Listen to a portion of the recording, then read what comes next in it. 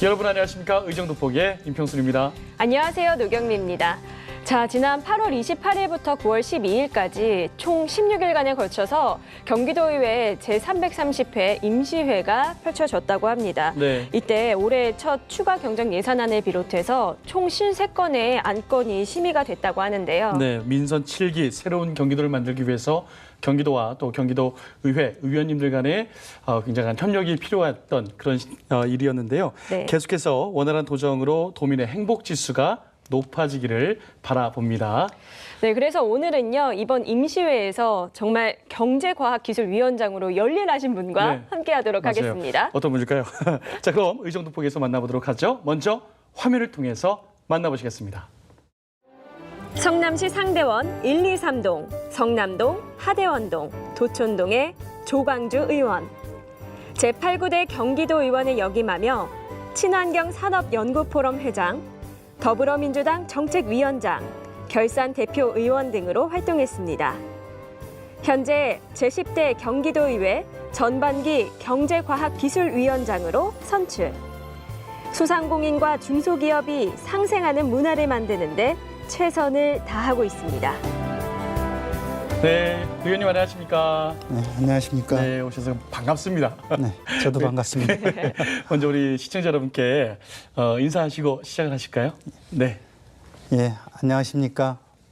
시청자 여러분, 도민 여러분 반갑습니다. 저는 경기도 먹고 사는 문제 경제과학기술위원회를 맡고 있는 조광주 성남 출신 위원장입니다. 반갑습니다. 네, 반갑습니다. 반갑습니다. 먹고 사는 문제를 해결해 주시면 정말 중요한 자리거든요. 어깨가 무거우세요. 그럼요. 다시 한번 축하의 말씀 전하겠습니다. 네, 저희가 이 조 의원님의 이야기할 때 좀 알아보니까요. 네네. 꼭 따라붙는 수식어가 하나 있어요. 뭡니까? 뭐냐면요. 공장 근로자 출신의 정치인이다라는 수식어가 따라붙더라고요. 네네. 이 가정 형평상 고등학교를 졸업하시고 이제 공장 생활을 하셨다라고 들었거든요. 아, 정말 그때 고생 많으셨겠어요. 당시 시대 상황이 다들 고생하고 자란 시대였을 것 같아요. 근데 이제 고등학교 졸업하고 이제 공장 생활을 하는 게 사실은 공장을 오래 다니겠다라고 이런 생각을 한 게 아니고 네. 잠시 이 공장 생활을 통해서 뭐 대학을 간다든지 어떤 이런 꿈을 꾸고선 시작을 한 거거든요. 그럼 그 당시에 꿈이 이제 정치에 입문하겠다라는 꿈을 가지고 계셨어요? 정치랑은 전혀 상관이 없고 사실 좀 잘 살고 싶다. 네. 이런 부자가 되고 싶다. 그러기 위해선 공부를 해야겠다라는 생각을 했죠. 네. 그 공장 노동자 출신의 정치인하면은 굉장히 유명하신 분 한 분 계시잖아요. 네. 저희랑 또 굉장히 밀접한 거예요. 이재명 경기도지사. 네네. 또 같은 또 성남 또 네. 이 지역구니까요. 네. 두 분이 또 안 사이가 오래되시나요? 서로? 네네. 제가 노동운동을 하고 예. 상담소에서 활동을 할 때 이재명 변호사께서 젊은 나이에 네. 또 변호사 자격을 취득해서 네. 그때부터 인연이 있으니까 뭐 총각 때부터 서로 인연이 있는 거죠. 굉장히 오래된 사이군요. 그렇네요. 이 시간에 험담은 듣지 않겠습니다. 그러고 보니까 네. 외모가 살짝 좀 닮으신 것도 같아요. 그래요? 예. 누가 더 잘생겼다고 생각하십니까? 뭐 저한테 물어보시면 제가 잘생겼다고 그래야죠. 아이고, 좀 긴장이 좀 풀어진 네. 것 같아요. 자, 그래도 아무래도 노동운동을 시작으로 정치권에 발을 내디디셨으니까 네. 어떻습니까? 1980년대 네. 우리나라가 정말 뭐랄까요, 막 변혁의 시대라고 해야 될까요? 혼란의 시대라고 해야 될까요? 노동운동, 학생운동 등등이 있었는데 참 쉽지 않은 결심이었을 것 같아요. 예. 어떠셨습니까?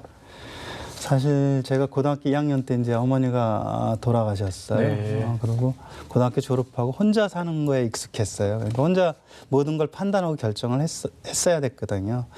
그래도 이제 꿈이 있기 때문에 형편상 공장 생활을 잠시 해야겠다 하면서 공부를 같이 해야겠다 더불어서 이렇게 생각을 했는데 공장 현실이 굉장히 열악했습니다. 네. 법이 있어도 법을 안 지켰고 또 당시에 또 학생운동했던 친구들이 공장에 많이 위장 취업을 하고 들어온 시기적이었어요. 네. 그때 사실 제가 다니는 회사에서 갈등을 느끼게 됩니다. 대학을 다니던 저런 친구들도 들어와서 학생운동을 하는데 학교를 그만두고 나는 반대로 나 혼자 잘 살겠다고 대학을 가야 하나 라는 갈등을 하게 됩니다. 그래서 양심에 허락하지 않았습니다. 그래서 저도 같이 이 변혁운동에 노동운동에 적극적으로 참여하게 되죠. 우리 조광주 의원과 함께하는 인간극장. 근데 또 특히 성남 네. 지역이 굉장히 셌다고 그래요. 맞아요. 굉장히 노동 그 운동도 거셌고 했다는데 뭐 그때 상황이 좀 어땠었나요? 굉장히 사실 성남이라는 데가 경기도 제 첫째로 만들어진 산업단지 있고 서울은 또 구로가 있지 않습니까? 네네네. 그러니까 노동운동의 메카 그러면 사실 경기도에서는 성남이었어요. 그랬군요. 네. 그러니까 워낙 파업도 많이 일어났고 예. 사실 하루하루가 매일 시위였습니다. 아. 그런 시절이 굉장히 몇 년에 걸쳐서 존재했었죠. 근데 분위기가 굉장히 좀 그랬군요. 험악스러웠죠. 지금 성남하면은 굉장히 뭐 잘 사는 지역 뭐 이렇게 좀 깔끔하고요. 생각하기도 하는데 말이죠. 네. 근데 구도심은 아직도 그렇죠. 특별히 변한 건 맞습니다. 없습니다. 네.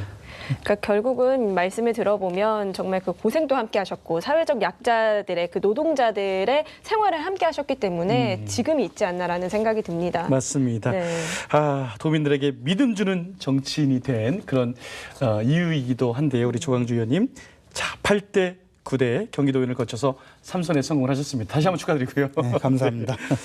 지난 의회에서 또 활동 많이 하셨잖아요. 네. 어떻게 좀 기억에 남는 일 좀 있을까요? 어떤 것들이 있을까요? 사실 기억이 인상 깊게 남는 일은 이 어린이집 원장님들이 네. 뭐 의회를 거의 점거하다시피 하고 굉장히 그 시위를 한 적이 있습니다. 아, 맞습니다. 그때 굉장히 컸었죠. 차액보육료 문제로 네네. 굉장히 컸죠.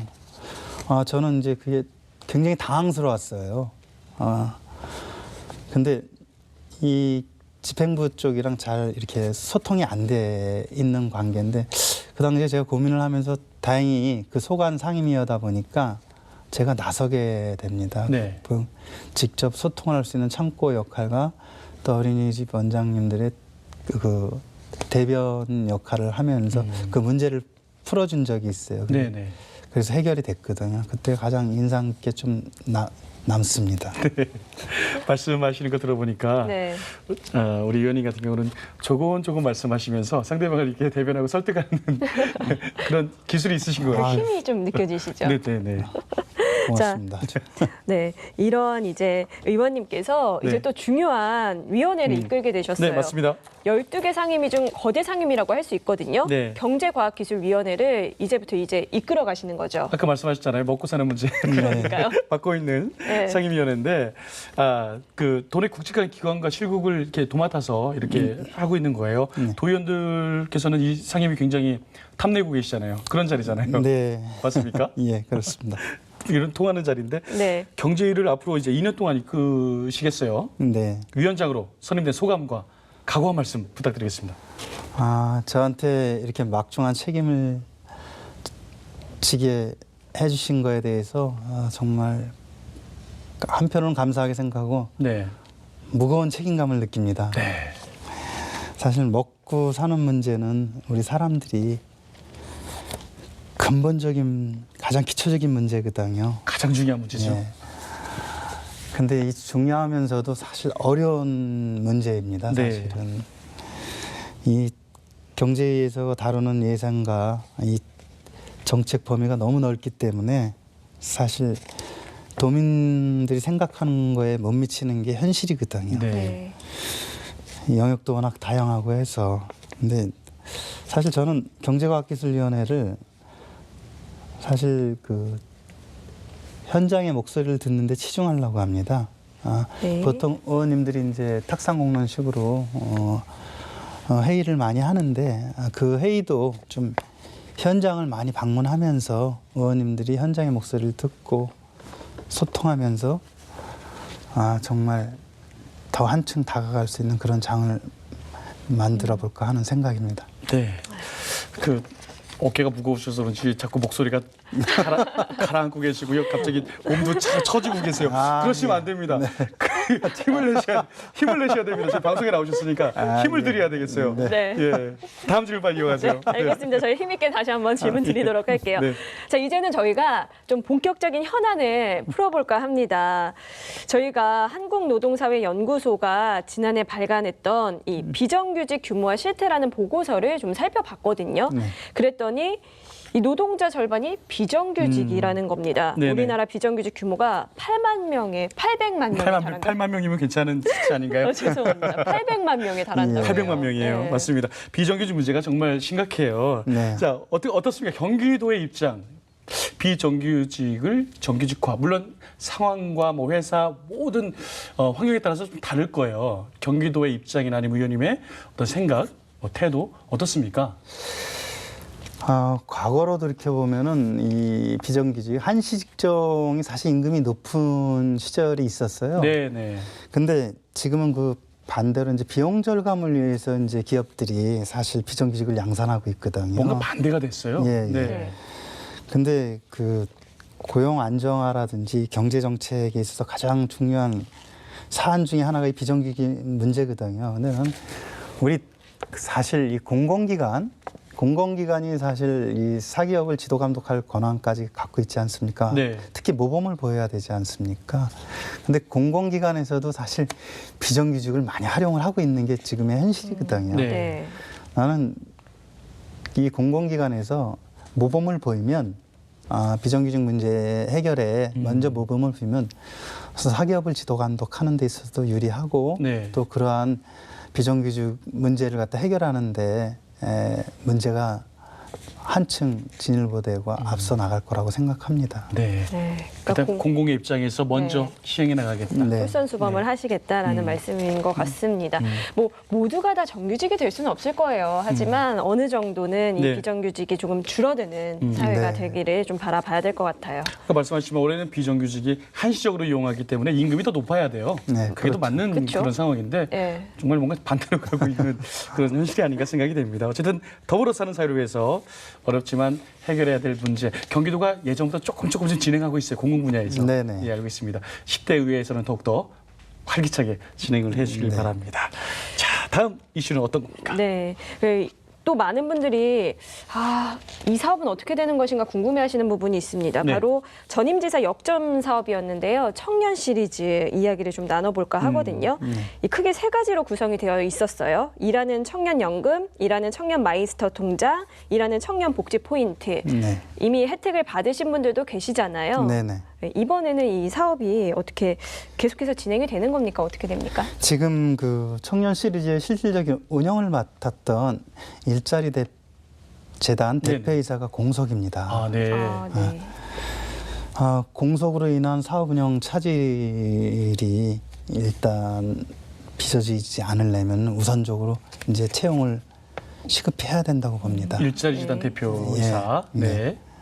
우선적으로 필요한 것이고요. 네. 그리고 이제 지금 새로운 도지사가 이제 도정을 이끌면서 사실 이 청년 시리즈에 대한 정책이 효율성이 있나 없나를 이제 나름대로 전임 정책이랑 비교를 하면서 판단할 거라고 생각합니다. 네네. 그런데 여태까지 그 청년 시리즈와 관련해서 사실 혜택을 본 당사자들, 도민들, 청년들이 있지 않습니까? 그런 분들은 피해를 보는 상황이 발생하면 안 되겠지요. 그렇죠. 그렇죠. 그래서 저는 그렇게 생각합니다. 비록 이게 효율적이지 못하다고 판단이 되더라도 기존 혜택을 보고 있는 분들에 대한 만큼은 도에서 책임을 져야 된다고 생각합니다. 네. 그렇게 해서 정말 정책이 도민들을 위해서 하는 정책이 안정될 수 있는 도민한테 안도감을 줘야 된다고 생각합니다. 한 번에 막 엎어지거나 그러지는 않을 것이다. 네네. 라는 말씀이죠. 왜냐하면 이 이슈가 제가 지금 인터뷰하고 있지만은 전국적인 이슈였어요. 네. 네. 그 당시에 후보 시절에 이재명 후보와 남경필 후보 간에 설전이 오가던 예, 공방이 오가던 아주 전국적인 시리즈였거든요. 네. 청년. 어쨌든 혹시 이 방송 보시는 청년분 중에 너무 막 조급하거나 이러시지 않으셔도 된다. 그런 말씀이신가요? 그러니까 기존 이제 혜택을 네네. 여기에 선택돼서 혜택을 보고 있는 분들은 당연히 당연하죠. 책임을 져줘야죠. 그렇죠. 네네. 경기도가 책임은 지워드립니다. 정책 방향이 살짝 뭐 변화는 좀 있을 수 있겠죠. 네, 알겠습니다. 자, 또 앞서도 언급했지만 그 경제위는 참 이 소관 부서들이 굉장히 많아요. 재단들도 있는데 보니까 경기신용보증재단, 경기도 경제과학진흥원, 일자리재단, 경기도청의 또 경제실 이런 곳들을 살펴보셔야 할 그런 곳입니다. 산하 기관 중에 어떻습니까? 뭐 혁신이 필요하거나 어떤 뭐 새롭게 단장해야 될 곳, 뭐 문제점이 있는 기관들 이런 것들이 좀 파악이 되고 있나요? 거의 비슷한데 이제 지금 도 산하기관 같은 경우에는 사실 세 군데가 벌써 이제 사의를 표명했다든지 그런 어떤 지금 불안감을 느끼고 있습니다. 현장에서. 대표분들이 사의를 표명했다는 예. 말씀이신가요? 예. 네. 그 사실 대표가 공석이면은 같이 일하시는 직원들 같은 경우는 불안할 수밖에 없거든요. 그럼요. 네. 그러한 것을 빨리 이제 해결해주고 안정을 찾게 해주는 게 우선이고요. 네네. 네. 사실 신용보증재단이라든지 몇몇 기관에서 과도한 이제 근무 시간 부분으로 해서 문제점이 나오는 게 있습니다. 네. 사실은 근데 그런 문제는 지금 해결하고 있고요. 이 우리가 과학기술과 관련해서 사실 경기도가 그동안 진행을 했다고 하지만 사실 아직 이 1,300만 거대한 도시 치고는 사실 제가 볼 때는 아직 미치지 못하고 있어요. 네. 그래서 거의 이 기관들이 유기적인 관계거든요. 그래서 우리의 미래의 먹거리라고 할 수 있는 과학기술과 관련해서는 정말 많은 집중을 해야 될 필요가 있다고 생각합니다. 지금 일자리 창출이 워낙 중요하기 때문에. 네. 특히 그쪽도 굉장히 신경을 많이 쓰셔야 될 것 같아요. 판교. 특히. 네네. 네네. 판교는 스타트업 기업들도 많고 네. 정말 먹고 살 굉장히 지역의 작은 소도시의 GDP보다 훨씬 큰 규모잖아요. 네. 거기다도 신경 많이 쓰실 거죠. 예, 저희 소관이기 때문에요. 네네. 당연히 거기 오늘도 판교 자율주행 네네. 네. 시행을 갖다 시범적으로 오늘 했습니다. 그래서 언론들한테 엄청 집중을 받았습니다. 그러니까 항상 네. 집중받을 수밖에 없는 위치인 거예요. 가장 중요한 게 뭐예요? 먹고 사는 먹고 사는 거니까요. 미래, 먹거리, 그러니까요. 경기도의 먹거리 이런 걸 창출하는 곳이니까 중요하죠. 그러니까요. 네. 아 근데 제가 또 집중되는 사안에 대해서 질문을 드려야 될 것 같아서 네네. 며칠 전에도 제가 기사를 봤었는데 이재명 지사 공약이었던 지역화폐에 대해서 좀 여쭤볼게요. 결국은 복지 부분 지출을 지역화폐를 통해서 지급을 한 후에 지역 상권을 살리겠다라는 말씀이신데 잘 사용되면 정말 더없이 좋은 정책이거든요. 그런데 각각의 부작용의 얘기도 나오고 있어요. 이에 대해서는 어떻게 생각하시는지 궁금합니다. 어떤 일을 추진하는 데 있어서 사실 그 부작용이 없을 수는 없다고 봅니다. 근데 얼마큼 효율적으로 추진할 것인가가 중요하다고 생각하거든요. 네. 지역화폐라는 거는 사실은 사회적 약자, 소상공인들, 지금 우리 사회가 대기업 중심 사회지 않습니까? 네. 적어도 이 어려운 현실을 갖다가 그 사회적 약자인 부분에서 일하시는 분들한테 힘을 주기 위해서 만들어진 제도라고 생각하거든요. 네. 그 경기도가 이제 지금 시작을 하겠다고 이제 발표를 했지만 네. 저는 표준 매뉴얼을 만드는 과정이라고 봅니다. 잘 만들어서 지역화폐가 정말 소상공인들의 문제를 갖다가 해결하는데 작지만 역할을 할 수 있도록 해야 된다고 생각합니다. 지역화폐가 이제 지역에서 활용이 네. 되고 그러면은 뭐 소상공인들, 자영업자분들이 매출이 당연히 늘어날 것이고 네. 거기에 그렇죠. 따라서 어떻게 보면 일자리 창출도 되고 네. 전 기본적으로 찬성해요. 전 좋은 그 이재명 지사가 성남시에서도 많이 실천했던 것을 경기도로 확대했다고도 네. 볼 수가 있겠네요. 네, 의원님. 그렇죠. 네, 알겠습니다. 그런데 또 다른 지자체에서도 이렇게 지역 화폐 눈독 들이면서 많이 좀 배워가야겠다 이런 분들도 굉장히 많이 있을 거예요. 그런 곳들도. 그러니까요. 그런 곳곳에 얘기들이 들려오고 있는데 네. 근데 뭐 남이 한다고 해서 내가 무작정 따라하는 것이 아니고 지역 특성에 맞게 좀 잘 만들어야 되는 게 아닌가라는 생각이 들더라고요. 그래서 이게 이제 시군들이 중심이 돼서 해야 될 사업입니다. 네. 네.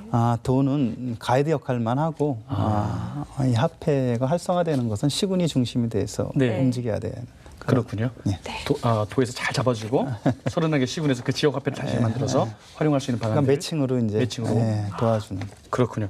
저도 꼭 제 지갑에 들어오면 써보도록 네. 자, 이제 지역구인 성남시로 한번 넘어가 보도록 하겠습니다.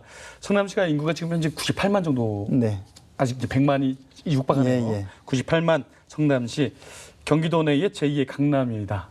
또 신정치의 1번지다라고 불리는 만큼 의원님께 거는 시민들의 기대도 좀 클 것 같습니다. 이제 삼선 의원이시고 네.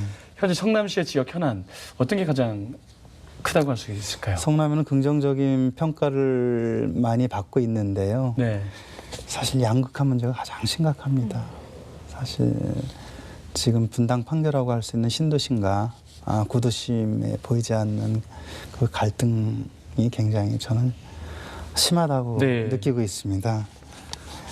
사실 지금 그 구도심 같은 경우에는 재개발로 인해서 그동안 살고 있었던 분들 터전을 지금 뺏기고 있습니다. 네. 사실 이 재개발이라는 게 사실 정책적으로 이제 필요하지만 실질적으로 원주민이라고 할 수 있는 분들의 삶이 재정착을 해야 되는데 그렇지 못하고 다 떠나고 있거든요. 네. 네. 결국은 이러한 문제가 저는 재정착을 높이는 정책이 시급히 나와줘야 된다고 봅니다. 네. 지금 구도심에는 사실 그래서 성남의 인구가 안 느는 것도 그러한 부분이에요. 네. 왜냐하면 성남에 살고 있는 분들이 대부분 재개발이 들어가면 거의 90% 가까이 그 집을 갖고 있으신 분들도 그 집을 못 들어갑니다. 그 도심에. 떠나시는군요. 예. 그래서 이게 인구가 안 느는 것도 그런 문제도 있고 그래서 사실 요즘에 이제 도시 재생 사업이 많이 거론되고 있지 않습니까? 네. 서울도 그렇고요. 네. 네. 나는 그 부분을 성남도 시급히 도입해서 재정착을 높일 수 있는 방안을 만들어내야 된다고 생각합니다. 재정착을 기반으로 한 도시 재생 사업. 네.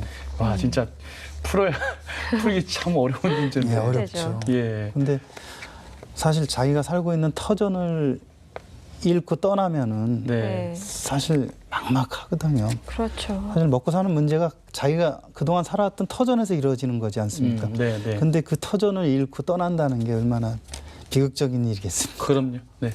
지금 의원님께서는 처음부터 힘들게 시작을 하셨기 때문에 그분들의 네. 마음을 더욱더 10분 헤아릴 수 있지 않을까 그런 생각을 해봅니다. 더욱더 신경 쓰시겠죠, 뭐. 신경 많이 써야 됩니다. 목소리가 더 죽어가십니다. 안 됩니다. 힘을 내셔야 됩니다. 말씀드리는 순간에 벌써 이제 마칠 시간이에요? 그러니까요. 예.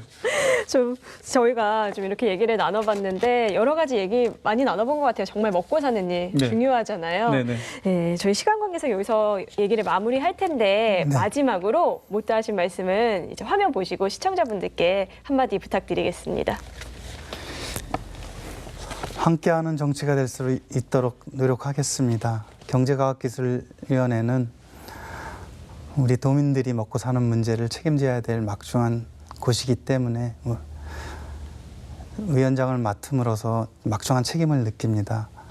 소통과 공감을 통해서 서로 협력하면서 정말 현장의 목소리를 다가가 듣겠습니다. 항상 건강하시고 행복하시기를 기원드리겠습니다. 감사합니다.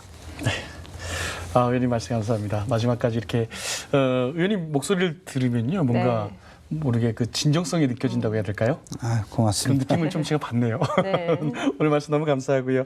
자, 지금까지 의정도 보기 제10대 경기도의회 전반기 경제과학기술위원장이신 조광주 의원님과 함께 이야기 나눠봤습니다. 오늘 말씀 감사합니다. 네, 고맙습니다. 네, 중국의 최고의 역사으로 꼽히는 사마천은요, 그에 져서 사기에서 이렇게 얘기를 했다고 합니다. 제일 좋은 정치는 국민의 마음에 따라서 다스리는 것이다 라고 했다고 하는데요. 총 142분의 경기도 의원 모두 정말 도민의 마음에 쏙 드는 의정활동 해주시기를 저희도 바라보겠습니다. 저도 응원해 봅니다. 네. 의정도 보기 오늘은 여기까지입니다. 시청해주신 여러분 고맙습니다. 고맙습니다.